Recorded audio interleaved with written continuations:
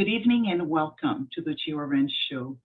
Part of the American Rescue Plan that President Biden signed into law included the incremental distribution of the child tax credit to more than 35 million families. They started to receive their tax credit for children up to the age of 17.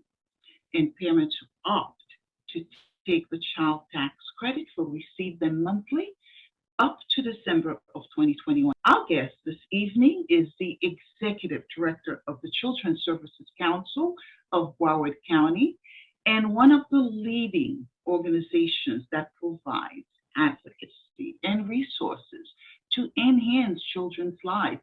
So with us, it is great pleasure for me to bring to you Cindy Ehrenberg. Pretty much has dedicated a 20-year career to making a difference, not only in our community, but children's lives. So Cindy, good evening and welcome. Good evening. It's such a pleasure to be here. I love talking to you, and I am excited to reach your audience.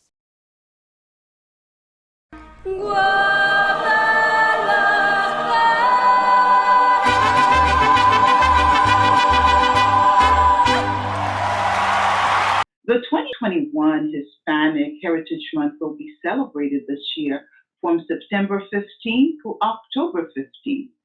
The accomplishment and achievement of Hispanics living in our community will be celebrated throughout the nation. And you know, there are over 60 million of Hispanics in the U.S. It is the only ethnic group that is multiracial. And our guest today is really entrenched in the Hispanic community. She's done quite a bit, and she's been here in Broward County making an impact.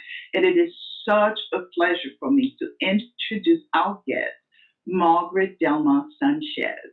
She is the president of Magnify Fund. Hello, Margaret. Thank you for joining us. Hi, Gitel. Oh, the pleasure is mine. Happy to be here. Our topic this evening is $15 per hour, a fight worth winning. See, there is much economic injustice in our community, and it is a malaise, and it affects all of us. And we get so caught up in our lives sometimes, we really are not aware of the struggles that our brothers and sisters go through day in and day out, particularly as they're working, making minimum wage, which federally it's just about $8.25. Some of them have families to feed, some of them have extended families to take care of. So it is always a struggle.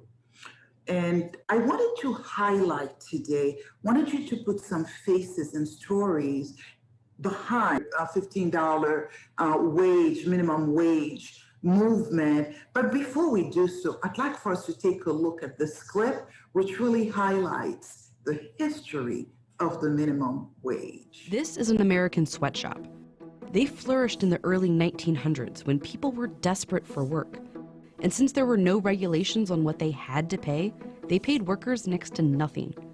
So the US adopted something that had already worked in other countries, a minimum wage.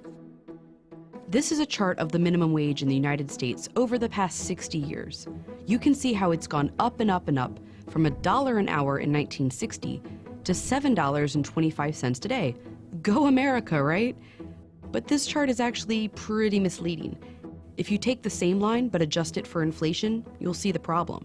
Every time the minimum wage has been raised, inflation has dragged it right back down. Really, America's minimum wage hasn't gone up. It's essentially stayed the same since the 80s. What you're seeing here, this constant up and down, this is weird. It's not how the rest of the world does it, and it leads to a bunch of problems for American workers and businesses. Wasn't that something? You know, back in the 30s, the minimum wage was instituted and we continue to lag behind. I do not understand why the richest country in the world, the United States of America, there is so much poverty.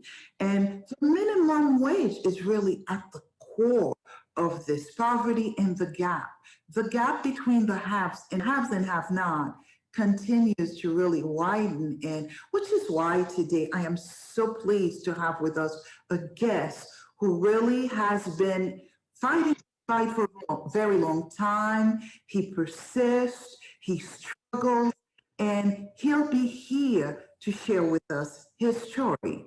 He is a member of SEIU. He is a son, he is a father, he is a worker, and definitely a community activist behind this fight. So it is a pleasure for me to introduce to you our guest, Dudley Joseph. Dudley, good evening, and thank you for being with us. How are you today?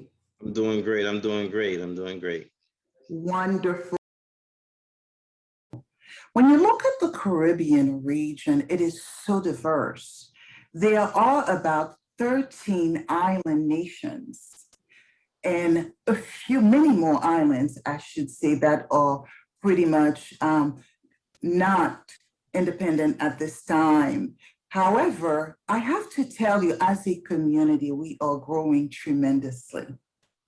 According to a study conducted by the Migrant Policy Institute, 4.4 million individuals from the Caribbean island reside in the United States, which really represents 10% of the United States population. And it's interesting to see that 90% of that 4.4 million, they are from 5 countries. 90% of us are from Cuba, Haiti, Jamaica, Trinidad and Tobago, as well as the Dominican Republic. So 90% of us that live here are from those islands. And we all have a very rich culture, vibrant culture. So again, I am so pleased to have my guests here. I'm going to introduce these guests, and I have to tell you, they are very entrenched in their community. They are high contributors to the United States and the South Florida area. So I am so excited. I'd like to start this evening with a couple of facts about the topic we're going to discuss, which is, we've called it Matters of the Heart. So let me start with my first fact. Did you know that every day our hearts beats approximately 115,000 times? Another fact I found out is that the female's heart beats slightly faster than a man's heart. And this one really blew my mind, because it says on a daily basis, the heart pumps approximately 2,000 gallons of blood. And lastly, this one you may know, laughter is very good for the heart. It not only distresses you, but it also boosts the immune system. While these facts are really meant to be fun, the topic that we're about ready to discuss is of great importance. What I have found is that more than 1.5 million of Americans die of cardiovascular on a daily basis, I must say. Since we are observing National Heart Awareness Month, we thought that it would be a great way to really heighten the awareness of our viewers and really give information so that we can all really monitor the best practices to have healthy hearts. So we have a guest this evening that I'm very happy to bring, and that is Dr. Serge Alexandre, who is a physician in Palm Beach County. He has an office in Lake Worth, as well as one in Delray Beach. He has over 38 years of experience in the medical field, and it is such a pleasure for me to bring this doctor with us this evening. He is very knowledgeable and he's a good friend. So Dr. Serge Alexandre, good evening and welcome. It is so good to have you with us. Good evening, Gita, and thank you for having me Always a pleasure. Wonderful, wonderful. Last month, the Biden administration and Secretary of Homeland Security Mayorkas decided to designate Haiti for TPS due to the current conditions in Haiti at this present time. But according to a 2019 study, the U.S. Department of Homeland Security data showed that over 320,000 immigrants are currently on TPS. 60% are from El Salvador, 18% from Honduras, 15% from Haiti, and the remaining 7%, they are from other countries.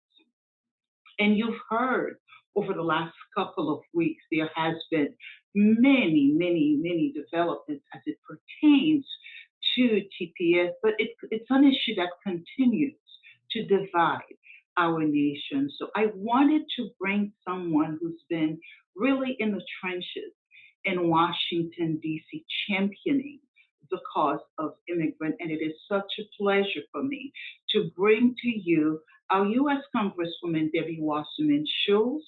She's going to talk to us about what the new designation of TPS is all about, and also some thoughts as to where do we move in the future.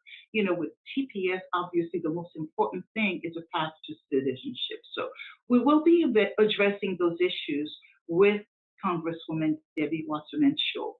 Hello, Congresswoman Debbie Wasserman Schultz. How are you? What a pleasure it is for us to have you with us. Well, Gatel, thank you so much. What an honor to be able to join you and your listeners and viewers today. Terrific.